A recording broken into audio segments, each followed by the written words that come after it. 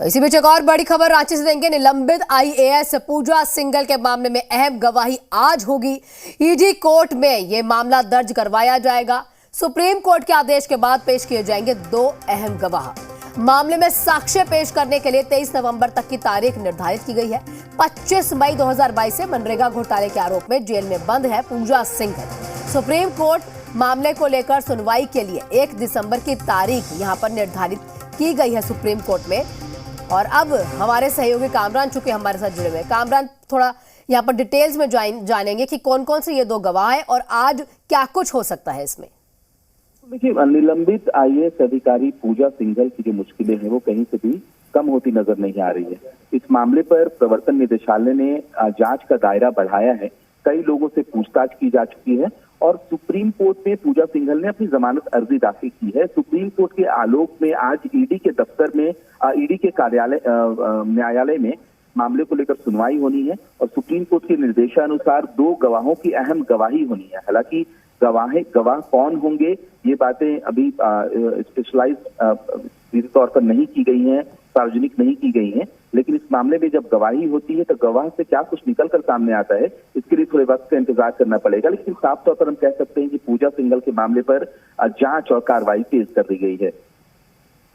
बिल्कुल कामरान, लेकिन जिस तरह से अब बाकी चीजें देखने को मिल रही है, क्योंकि लंबे समय से वो अपनी अर्जियां लगा रही हैं, कुछ उनके सपोर्ट में यहाँ पर नहीं जा रहा है। बिल्कुल, देखिए पूरा मामला अंडर ट्रायल है। कोर्ट की कार्रवाई लगातार चल रही है।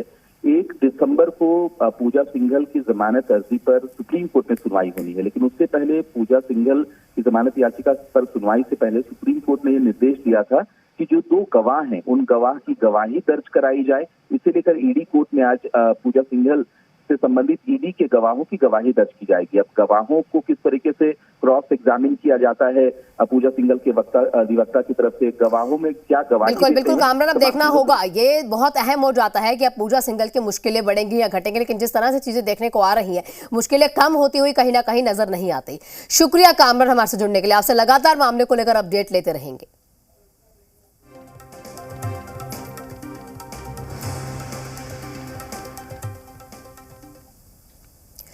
झारखंड में शराब घोटाले से जुड़ा हुआ मनी लॉन्ड्रिंग का मामला है और मामले में गिरफ्तार आरोपी योगेंद्र तिवारी की रिमांड अवधि पूरी हो चुकी है।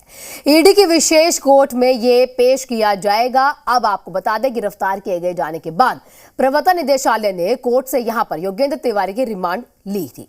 रिमांड अवधि के दौरान ही गहन पूछताछ यहां पर हुई है, लेकिन अब ये रिमांड अवधि, जानकारी आपको फिर से दे दें, ये रिमांड जब योगेंद्र तिवारी की ली गई थी तो ये रिमांड अवधि पूरी होती हुई अब नजर आती है और कोर्ट में अब इन्हें पेश किया जाएगा। गिरफ्तार करने के बाद ईडी ने कोर्ट से योगेंद्र तिवारी की रिमांड मांगी थी और रिमांड के दौरान उनसे पूछताछ हुई है और ये पूछताछ के बाद क्या कुछ उनके हाथ लगा है ईडी के, ये भी अब सामने कोर्ट के रखा जाएगा।